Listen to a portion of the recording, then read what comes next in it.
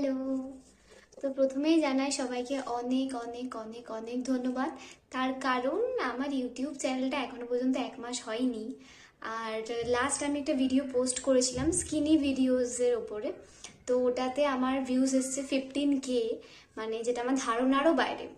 আর YouTube মানে এর আগেও আমার একটা চ্যানেল ছিল, তো ওটাই কিছু প্রবলেমের জন্য আমি চ্যানেলটা ডিলিট করে দিই। কিন্তু ওটাতে আমার হার্ডলি লং ভিডিওতে 2K 3K ভিউজ ছিল বা 4K, বাট 15K ভিউজ এটা আমার কাছে যেন হিউজ। তো এটাই আশা করবো যাতে তোমরা আরো আরো আমাকে অনেকটা সাপোর্ট করো যাতে আমি এগিয়ে যেতে পারি। তো যাই হোক, ভিডিওটার ক্যাপশন দেখে তো তোমরা মোটামুটি একটু বুঝতেই পেরেছো ফানি ভিডিও না, ভ্লগও না, তোমরা বুঝতেই পারছো যে ভিডিওটা অ্যাকচুয়ালি সন্ডুকে নিয়ে, মানে বাংলাদেশের একটা ছোট্ট বাচ্চাকে নিয়ে।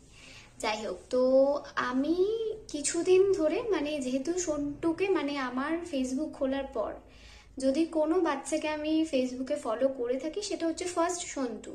তারপরে অনেকে ছিল যেমন রোমিও, বাডি, তারপর আরো অনেকে ছিল। তো সন্টু আমার ফার্স্ট, মানে ফেসবুক খোলার পর যাকে আমি প্রথম ফলো করি। আর আমার ল্যাব পার্সোনালি খুব ভালো লাগে, আমি সব বাচ্চাকেই ভালোবাসি কিন্তু ল্যাবটা আমার খুব ভালো লাগে কারণ ল্যাবের ব্রেডের কুকুর আমার কাছে একটা ছিল।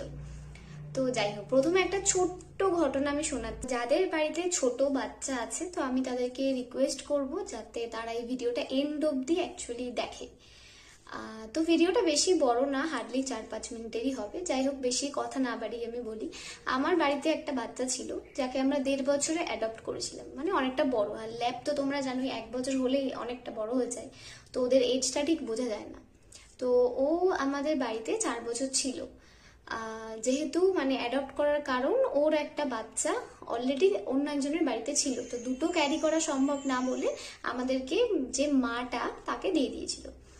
তো যাই হোক, প্রথম 3 বছরও খুব ভালো ছিল, 3.5 বছর মতন খুব ভালো ছিল।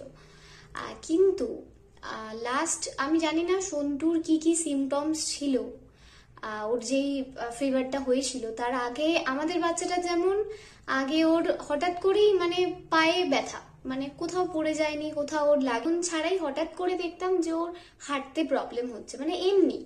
তারপর দেখলাম যে ওর জ্বর আছে, তো যেরকম নর্মালি হয় ওর একটা পার্সোনাল ডক্টর ছিল ছোট থেকেই, ওনাকে দেখালাম, উনি বললো নর্মাল, কোনো ব্যাপার না, মেডিসিন দিল ওর।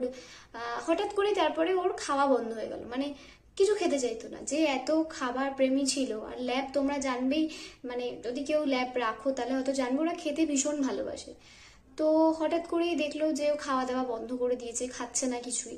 মা তো জোর জবরদস্তি খাওয়াতো, কারণ না খেলেও থাকবে কি করে।